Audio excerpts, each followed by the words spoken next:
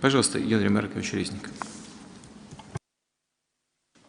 Решительно нужно искоренить отвратительное совершенно явление – это осуждение невиновных людей, невиновность которых ясна всей стране. Я имею в виду дело Павла Устинова, я имею дело сейчас этого, господи. А? Да нет, господи, не Лебедев.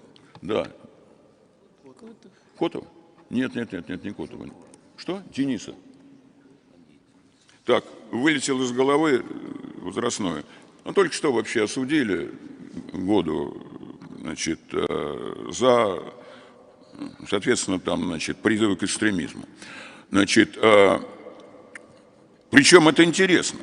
Невиновность этих людей, она в эпоху информационных технологий ясна всей стране, фактически. И что же получается в этой ситуации? Получается, да, что просто всей стране видно, что наше правосудие по такого рода делам, политически мотивированным, оно утрачивает фактически остатки независимости. Так вот, что делать, Владимир Владимирович? Я ведь вас понимаю как правовед. Пока дело рассматривается судом, вы иначе не можете ответить. Суд независим по Конституции. Никто не вправе сюда вмешиваться, в том числе и президент.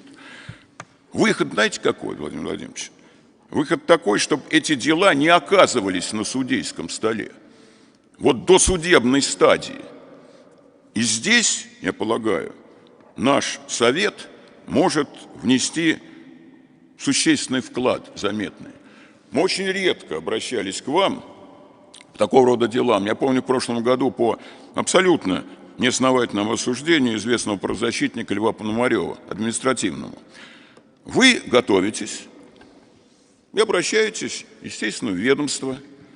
Вот. Вам дают справки, подписанные генеральным прокурором, министром внутренних дел, председателем Следственного комитета. Я понимаю, Владимир Владимирович, это люди, назначенные вами. И вы исходите из презумпции доверия к ним. Но мы ваши советники. А совет, извините за тавтологию, коллективный советник. Мы вправе тоже рассчитывать на презумпцию доверия с вашей стороны. И, может быть, у меня такое предложение, Владимир Владимирович, какую-то процедуру разработать, ее не нужно формализовать.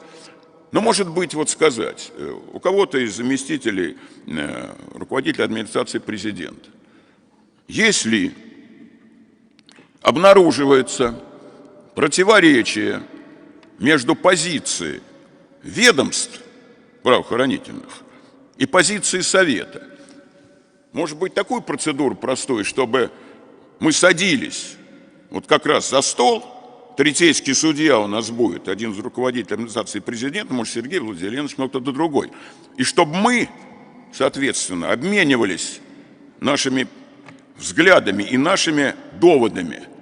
И в таком случае вам действительно был бы обоснованный, не односторонняя информация была относительно того, как быть вот с этим самым содержанием. Или в досудебной стадии, или тогда, когда приговор вступил в законную силу. Такие мои предложения. Благодарю за внимание.